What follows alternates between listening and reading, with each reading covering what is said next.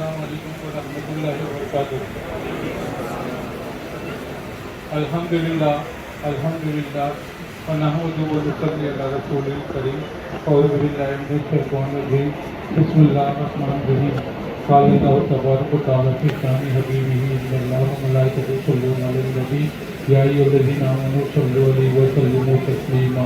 اللہم صل علی سیدنا محمد وعلی آلہ وصحبہ وبارک وسلم۔ صلاۃ و سلام علیک یا رسول اللہ صلی اللہ تعالیٰ علیہ وسلم۔ محترم مقام حضرت قبلہ مفتی ابراہیم صاحب سپر اسکول کے ٹرسٹی حضرات، ہمارے اساتذہ، حفاظ اکرام، معزز محترم والدین، بزرگوار دوستوں اور عزیز حفاظ اکرام، جن کی ایک جماعت ماشاءاللہ یہاں پر موجود ہے، یہ اللہ رب العزت کا بہت بڑا حصہ ہے۔ یہ سلسلہ الحمدللہ 2012 سے شروع ہوا اور 2022 جیسے کہ حافظ سلیمان نے کہا، یہ منزل نہیں افتتاح ہے۔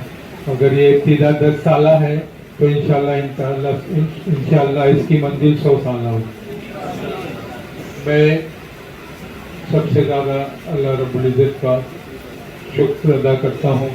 کہ اللہ تعالیٰ نے مجھے اس ادارے سے منسلک کر دیا۔ میں بھی سوچ نہیں رہا تھا کہ کارپوریشن سے as an administrator officer retire ہو کر پھر اسکول میں ایڈمنسٹریٹر بننے کا اللہ رب العزت اپنے حبیب پاک کے صدقے طفیل سے غوث اعظم کی طرف سے موقع ہے۔ حفاظ اکرام بہت ہی محترم ہے ہمارے لیے، اور میں ان سے ہمیشہ یہ دعا کی درخواست کرتا رہتا تھا اور ان سے معافی طلب بھی کرتا رہتا تھا کہ ہمیشہ کچھ سختی میری ان سے رہی، اور وہ سختی شاید رنگ لائی ہے یا رنگ کی ابتدا جیسے فرمایا گیا ویسا ہوا۔ مفتی صاحب نے یہاں پر میرے ساتھ بیٹھ کر جب حفظ کا شعبہ کا ابتدا کیا تھا، اور اس سے پہلے 8 سال پہلے تقریباً اسکول کی ابتدا ایک چھوٹے سے ادارے کی صورت میں ہوئی تھی، تو اللہ رب العزت نے یہ مرحومین ہمارے ٹرسٹی حضرات کے والدین اور ٹرسٹی حضرات کا خلوص تھا کہ اس میں اللہ نے دین دنیا رات چگنی ترقی عطا فرمائی۔ حافظ قرآن جیسے کہ آپ نے سنا کہ ایک بہت بڑا اعزاز ہے اللہ رب العزت کی طرف سے، اور یہ قرآن حکیم کا جمع کرنا اور اس کو بعد میں کتابی صورت دینا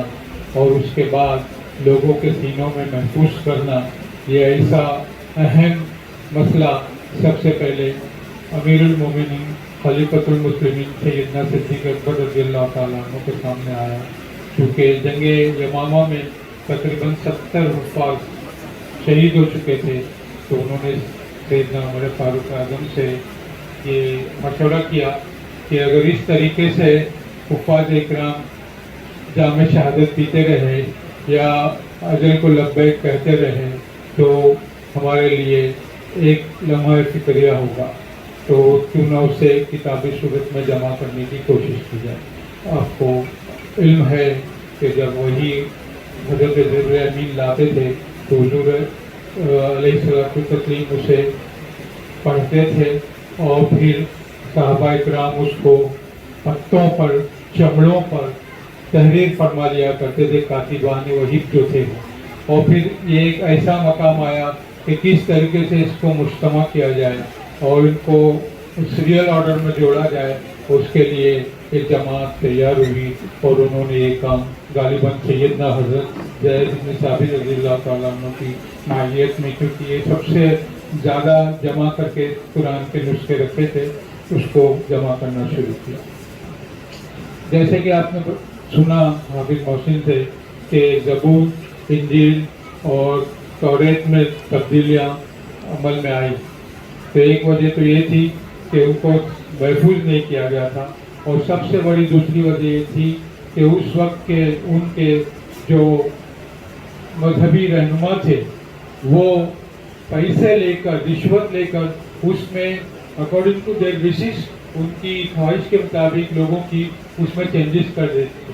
جیسے کہ معاذ اللہ ثم معاذ اللہ کسی سے زنا کا کوئی ارتکاب ہوا تو اس کی سزا جیسے ہمارے یہاں ہے ویسی تھی, لیکن انہوں نے پیسے لے کر اس کو دوسرے رنگ میں رنگ دیا تھا. اور ایسی سرکار ابد قرار علیہ الصلوۃ والتسلیم کی نعت و صفات, آپ کی تعریف ہے, آپ کا نقشہ مبارک حلیہ مبارک جب توریت وغیرہ میں پیش آتا تھا تو لوگ یہ ایکسپیکٹ کر رہے تھے کہ سیدنا حضور علیہ الصلوۃ والتسلیم بنی اسحاق سے ہی ہو, بنی یعقوب سے ہی ہو, بنی اسرائیل سے ہو. لیکن اللہ رب العزت کا پہلے سے یہ وہ تھا, ڈیسائیڈڈ تھا کہ یہ بنی اسماعیل سے ہو. اور یہ قرۂ خاص تھا سیدنا اسماعیل علیہ السلام کے لیے کہ آپ کی نسل پاک سے اللہ تعالیٰ نے حضور علیہ الصلوۃ والتسلیم کو مبعوث کرنا. تو یہ جو ان کے دلوں میں ایک قسم کی حسد پیدا ہو گیا تھا, جلن پیدا ہو گئی تھی, اس لیے انہوں نے ان کی کتابوں میں, آسمانی کتابوں میں تحریف کی, تبدیل کی, چینجز کیا اور اس کو اکارڈنگ ٹو دیئر وشز اور اپنی خواہشوں کے مطابق تبدیل کیا. لیکن اللہ تعالیٰ نے قرآن حکیم کی حفاظت کی ذمہ داری اپنے ذمہ کرم پر لی ہے. لہذا ہم دیکھتے ہیں کہ آج 1444واں سال چل رہا ہے. قرآن جو کتو الحمدللہ اپنے ماننے والوں اور اپنے حفاظ کرام کے سینوں میں محفوظ ہو کے انشاءاللہ قیامت تک ایسے ہی ہوگا. میں آپ کا زیادہ وقت نہیں لوں گا کیونکہ ہم یہ چاہتے ہیں کہ زیادہ سے زیادہ ہم مستفید ہوں, ہمارے مفتی صاحب سے آپ کا بیان سنیں اور اس کے بعد جو روح پرور اجتماع ہے, یہ جو موجود 9 بچے ہمارے حفاظ کرام ہوئے ہیں ان کی گرفتار فضیلت کی ہے. یہ سب سے زیادہ خوشی کا موقع مجھے لگا کہ ہمارے تینوں ٹرسٹی حضرات ایک ساتھ میں آج موجود ہے, ورنہ ہر ایک کی وزٹ کبھی ہوتی تھی, کبھی کیسا ہوتا تھا, آتے ضرور تھے, وزٹ کرتے تھے, لیکن موقع پر آج الحمدللہ تینوں حضرات آئے ہیں. اور میں آپ لوگوں کو یہ بتا دوں کہ یہ محفل جو آج ہم نے 13 محرم کو رکھی ہے اس میں ایک ہمارے سب سے بڑے اکابروں میں سے حضور مفتی اعظم کے 220 سال کا درود ہے. تو یہ ہمارے لیے بھی ایک بابرکت محفل ہے. اور کیونکہ آپ لوگ سب جانتے ہیں کہ ہندوستان کی آزادی کے 75ویں سالگرہ 75 انڈیپینڈنس ڈے, ڈائمنڈ جبلی بھی انشاءاللہ, پلیٹینم جبلی بھی انشاءاللہ 15 اگست کو ہونے جا رہی ہے. تو وہ کوئنسیڈنس وہ بھی ہمارے ساتھ ہے کیونکہ وطن کی محبت بھی ہمارے لیے بتایا گیا ہے کہ ضروری ہے. تو جو مدینہ کا رہنے والا ہے وہ مدینہ کا جشن منائے گا, جو انڈیا کا رہنے والا ہے وہ اپنے حساب سے اپنی شریعت کے دائرے میں لے کر انشاءاللہ اس کو بھی منائے گا. حضرت امام حسین رضی اللہ تعالیٰ عنہ کے بارے میں بھی آج ہم جانتے ہیں کہ محرم کا مہینہ ہے, 13 تاریخ ہے. قتل حسین اصل میں مرگ عزیز ہے, اسلام زندہ ہوتا ہے ہر کربلا کے بعد. شاست حسین, بادشاہ حسین, دین است حسین, دین پناہ حسین, سر داد نہ داد دست دست دست دست دستے عزیز حقہ کے بنا الہ الا اللہ.